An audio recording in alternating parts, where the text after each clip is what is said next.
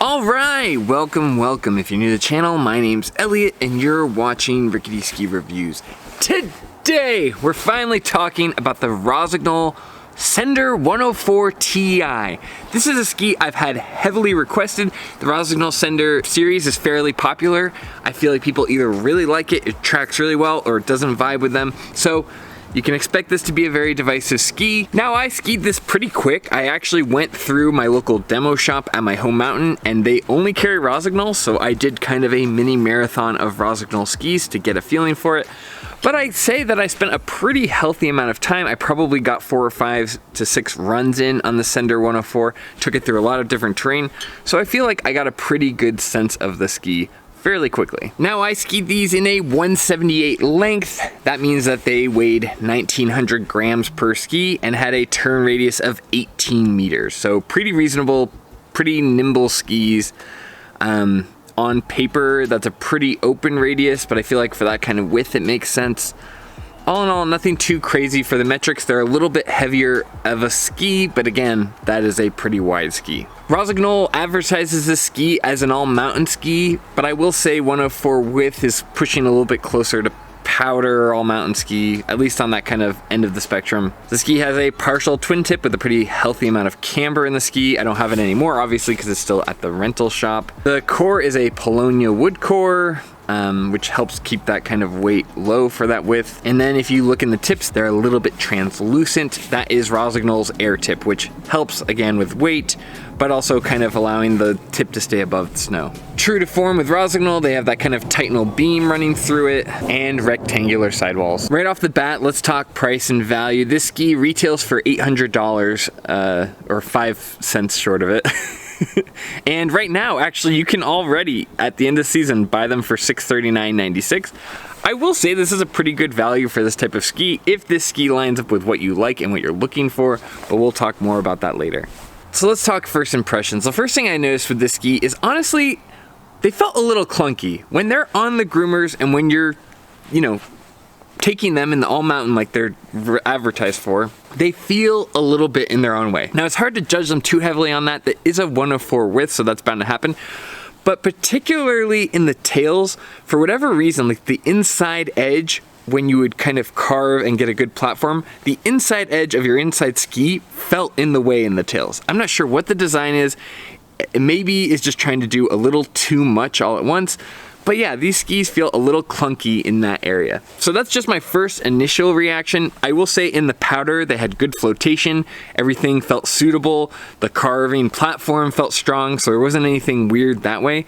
It felt overall suitable in almost all conditions. The powder hopping was a little bit slow, but those were just kind of my initial reactions. Let's jump right into the nitty-gritty of the ski. Now first, let's talk good. I will say the flotation was very suitable, and I would even argue that it floated better than you would expect for a 104 width. It floated probably comparable to some of the 110 skis I've skied, so that was a positive for the ski.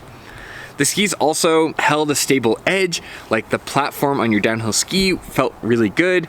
The pressure and flex was very even and very gradual, so it did all of those things very well, especially for a ski that's a little bit wider. It also felt very stable on the longer radius turns. If you kind of set that ski into the right spot, it would just pull you the whole way through the turn in a very clean way. They felt damp, there wasn't a lot of chatter, even when I took it on kind of a very high variable condition day. I didn't feel a ton of chatter, and I was very happy with how damp they felt. Again, suitable with the flotation. The one area that I really felt like this ski thrived was the long radius turns. If you get into those medium radius turns, it's not as good, but the long radius turns, the big open turns, that's where the ski really thrives. So if you're somebody who just likes to go fast, have nice open big turns, you may really enjoy this ski. Now that we talked about the good, let's talk about the bad, because if you buy these skis, you're gonna wanna know these things ahead of time. So for the bad, the things that I really noticed, honestly, was that inside edge that I talked about when you're carving in the medium radius turns, not in the long radius turns, but in the medium radius turns, your inside edge when you're carving can feel clunky and in the way.